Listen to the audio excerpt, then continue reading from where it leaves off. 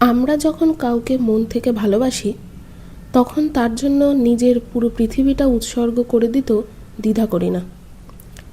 আমরা ভাবি পবিত্র ভালোবাসার শক্তি হয়তো যে কোনো বাস্তবতার চেয়ে অনেক বড়, কিন্তু সমাজ, টাকা আর বিলাসবহুল জীবনের লোভের কাছে কি সত্যি ভালোবাসার কোনো দাম আছে? নাকি কিছু গল্পে ভালোবাসার শেষ পরিণতি শুধুই চরম ধোঁকা আর একটা নীলখামের চিরকুট হয়েই থেকে যায়? নমস্কার বন্ধুরা, গল্পকথা চ্যানেলে আপনাদের স্বাগতম।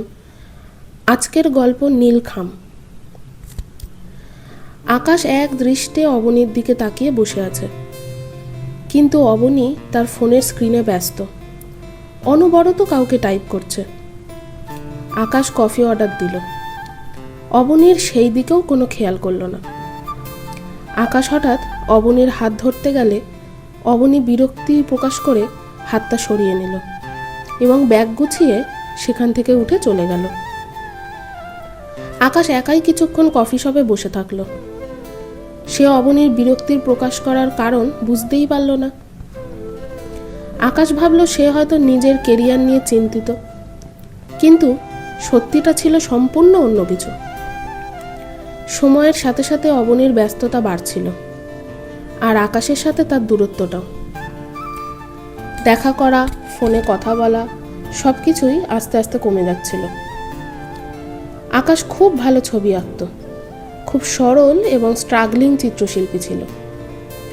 অবনীকে পাগলের মতো ভালোবাসত, কিন্তু অবনী ছিল উচ্চাকাঙ্ক্ষী এবং বাস্তববাদী একটি মেয়ে, যে নিজের কেরিয়ার ও বিলাসবহুল জীবনের জন্য যে কোনো কিছু করতে পারে। একদিন রাতে বাইরে ঝুম বৃষ্টি পড়ছে। আকাশ হাতে একটা লাল গোলাপ আর মিষ্টির প্যাকেট নিয়ে অবনীর ফ্ল্যাটের সামনে গিয়ে দাঁড়ায়।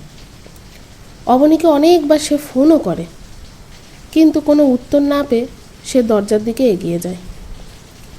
দরজার লকটা খোলাই ছিল। আকাশ আলতো করে দরজা ঠেলে ভেতরে ঢোকে। হঠাৎ তার হাত থেকে গোলাপ ফুল আর মিষ্টির প্যাকেটটা মেঝেতে পড়ে যায়। ড্রয়িং রুমে অবনী আর সায়ন্তন খুব কাছাকাছি বসে আছে। সায়ন্তন অবনীকে একটা দামি হীরের আংটি পরিয়ে দিচ্ছে এবং অবনী খুশিতে তাকে জড়িয়ে ধরছে। সায়ন্তন ছিল ওদের দুজনেরই পরিচিত বন্ধু, একজন ধনী ব্যবসায়ী। আকাশ কাঁপানো গলায় বলে উঠল, অবনী, এসব কি? অবনী আর সায়ন্তন আচমকা আকাশের দিকে তাকালো। অবনী অহংকারের সাথে বলল, তুমি এখানে কেন এসেছো আকাশ? আর প্লিজ সিন ক্রিয়েট করো না, বাস্তবটা মেনে নাও।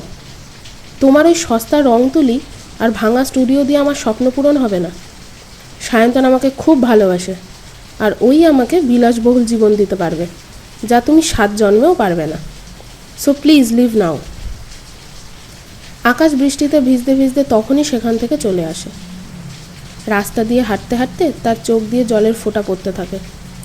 সে তার স্টুডিওতে এসে রাগের মাথায় আর কষ্টের চোটে তার ক্যানভাস ঠেলে ফেলে দেয়, কিন্তু পরেক্ষণেই অবনীর আঁকা ছবিটার সামনে হাঁটু গেড়ে বসে কান্নায় ভেঙে পড়ে। মনে মনে ভাবতে থাকে, যে মানুষটাকে নিজের পৃথিবী ভেবেছিল আকাশ, সেই এক পলকে তাকে পর করে দিল। টাকার বিলাসের কাছে হেরে গেল আকাশের বছরের পর বছর জমানো পবিত্র ভালোবাসা। 1 সপ্তাহ পর একটা বড় আলো ঝলমলে আর্ট গ্যালারি, প্রচুর মানুষের ভিড়। অবনী আর সায়ন্তন হাত ধরাধরি করে সেখানে ঢোকে। গ্যালারির একদম মাঝখানে একটা বিশাল ছবির সামনে সব থেকে বেশি ভিড়। অবনী কৌতূহল নিয়ে ছবিটার দিকে এগিয়ে যায়। ছবিটা আর কিছুই নয়, অবনীরই একটা অসম্ভব সুন্দর পোর্ট্রেট, কিন্তু তার চোখ দিয়ে একটা রক্তের ফোঁটা পড়ছে। ছবির নিচে বোর্ডে লেখা, আমার জীবনের সবচেয়ে সুন্দর ভুল, আকাশ।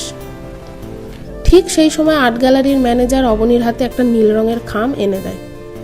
ম্যানেজার বলেন, আকাশ স্যার এটা আপনাকে দিতে বলেছিলেন। অবনী কাঁপতে কাঁপতে নীল খাম থেকে চিঠিটা বের করে পড়তে শুরু করে। অবনী, তুমি ঠিকই বলেছিলে, ভালোবাসা দিয়ে পেট ভরে না। আসলে 1 মাস আগে ডাক্তারবাবু জানিয়েছিলেন আমার ব্রেন টিউমারটা লাস্ট স্টেজে। আমার হাতে আর মাত্র কয়েকটা দিন সময় ছিল। আমি ভেঙে পড়িনি, বরং দিন রাত এক করে এই এক্সিবিশনটা গুছিয়েছিলাম। এই গ্যালারির সব ছবি আজ বিক্রি হয়ে গেছে। সমস্ত টাকা আমি আইনিভাবে তোমার নামেই লিখে দিয়ে গেছি, যাতে আমার অবনীকে কোনোদিন টাকার অভাবে পড়তে না হয়। আমি তোমাকে একটা সুন্দর ভবিষ্যৎ দিতে চেয়েছিলাম, কিন্তু তুমি আর কয়েকটা দিন অপেক্ষা করতে পারলে না।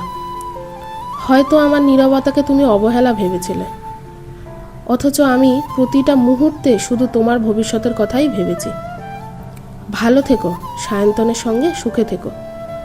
আর যদি কোনো দিন আমার আঁকা কোনো ছবির সামনে দাঁড়াও, মনে রেখো প্রতিটা রঙে, প্রতিটা তুলির আঁচড়ে শুধু তোমাকেই ভালোবেসেছিলাম। তোমার আকাশ। চিঠিটা পড়তে পড়তে অবনীর চোখ দিয়ে জল গড়িয়ে পড়ল। সে ম্যানেজারের কলার ধরে পাগলের মতো জিজ্ঞেস করতে লাগলো, কোথায় আকাশ? ও কোথায়? ম্যানেজার বললেন, উনি আজ ভোর 4টের সময় হসপিটালে শেষ নিঃশ্বাস ত্যাগ করেছেন ম্যাম। অবনী সেই চিঠির খামটা বুকে চেপে ধরে গ্যালারির মেঝেতে বসে চিৎকার করে কাঁদতে লাগলো। সায়ন্তন সব কিছু শুনে হতবাক হয়ে সেখানেই চুপচাপ দাঁড়িয়ে থাকলো। সবাই ধোঁকা দেওয়ার জন্য অভিনয় করে না, কেউ কেউ চলে যাওয়ার জন্যও ভালোবাসার অভিনয় করে। গল্পটি যদি আপনাদের ভালো লেগে থাকে তাহলে প্লিজ ভিডিওটি লাইক করে দেবেন আর চ্যানেলটি সাবস্ক্রাইব করে দেবেন। পরবর্তী গল্প নিয়ে খুব শিগগিরই আবার হাজির হব। এরকম গল্প শুনতে থাকলে প্লিজ কমেন্ট করে জানাবেন, এবং আপনাদের নিজেদেরও যদি কোনো রকম পছন্দের গল্প থেকে থাকে সেটাও কমেন্ট করে জানাবেন। ধন্যবাদ বন্ধুরা।